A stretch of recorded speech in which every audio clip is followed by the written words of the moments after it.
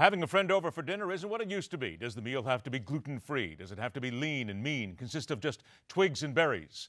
And what diet is the best human diet? We hear these questions constantly. All right, let's get to the hard line now. Author of The Gluten Lie and Other Myths About What You Eat, Dr. Alan Levinovitz joins us on the show. Doctor, thanks so much for being here.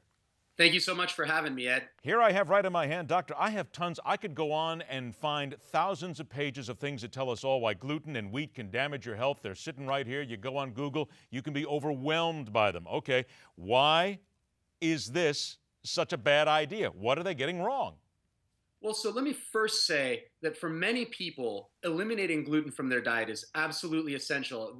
First of all, there are celiac sufferers who have an autoimmune condition, and gluten is extremely dangerous for them. There's also, most likely, according to the experts, a slightly larger population of people with non-celiac gluten sensitivity. And while the jury's still out on that, it seems like that probably exists as well. So there is a small part of the population that really does benefit from eliminating gluten, in the same way that there are people that are allergic So to is it many fair to foods. say then that what we have to do if we're going to take things like headlines that say 11 ways gluten and wheat can damage your health, they need to add something to it if you are involved in the 1, 2, or 3% of the people in the world who suffer from certain diseases?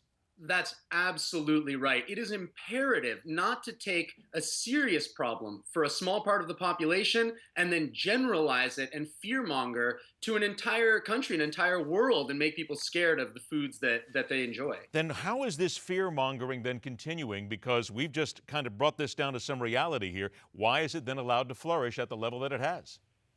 Well, for one, people don't want to live in a mysterious world where they don't know what causes their illnesses. So when doctors are willing to say, we finally figured it out, here's the thing that's giving you Alzheimer's, here's the thing that's giving you cancer, here's how you can avoid those things with one simple dietary elimination, people really want to believe that. And that sells. But what about this? And I'm just going to give you some of these things here on gluten. Here's one that comes right off the top of the list constantly. Causes gut inflammation in at least 80% of the population, and another 30% of the population develops antibodies against gluten proteins in the gut. That sounds pretty harsh right there out front. It doesn't say anything about celiac disease. Yeah, that's simply getting ahead of the science. The experts that I've talked to have said there's very interesting research going on about gut microbes, for example, about inflammation. But at this point, it's far too early to say anything like 30% or 80% of the population ought to be eliminating gluten. It just creates an atmosphere of fear. And personally, I think that's really dangerous. It pathologizes the foods that we like to eat. But part of the reason maybe that's driving this fear is what happens with some businesses. For instance, Chipotle recently announced that they are taking GMO out of all of their food right now. So do we look at this as being pretty much a publicity stunt and a great way to grab more business more than anything else? I couldn't agree more. The same thing just happened with Pepsi and aspartame. So what happens is if the public gets really worked up about something, then a company thinks to itself, well, should we go with the science or should we simply do what the public wants us to do in order to keep our bottom line?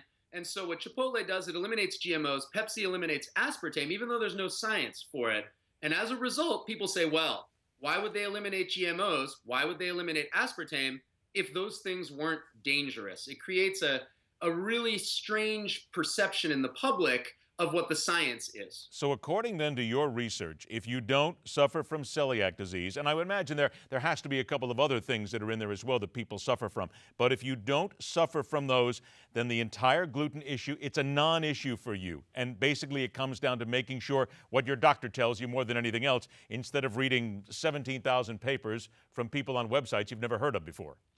That's absolutely right, Ed. If you experience intestinal problems, you've been tested for celiac and you don't have it, there are some other conditions, Crohn's disease, for example, or small intestinal bacterial overgrowth that are effectively treated through diet. But it's essential that you don't go into the wild west of the internet and diagnose yourself. Go to an MD professional or an allergist or a gastroenterologist and find out what's wrong. That's what we ought to do, is be calm and not fearmonger. Self-diagnosis, my goodness, I never would have heard, I never could imagine that something like that would happen in the internet age. By the way, I've got 30 seconds left. A simple question some people would ask. Why is your research more trustworthy than all of those thousands of other pages sitting out there? My research is more trustworthy because I take into account the part of human beings that wants to believe stories. So when I analyze what people believe, I bring in people's desire to demonize certain things and use that to explain why demonizing is so successful in our society today. In other words, maybe a simple way to put this is don't knee jerk. That's absolutely right, Ed. When you read a lot of things. And by the way, I would imagine that after we get done, you'll go make a sandwich, which I may as well do because now I'm no longer worried about gluten. I want to remind everybody that the book is The Gluten Lie and Other Myths About What You Eat. And it's a really good point. Don't knee-jerk. Don't self-diagnose. Take the time to find out what you suffer from and then take it from a medical professional. Dr. Alan Levinovitz, pleasure to have you on the show. Thanks for joining us. Thank you so much, Ed. All right, my pleasure. And like I said, let's all go out now for a sandwich and make it simple. The Hard Line continues.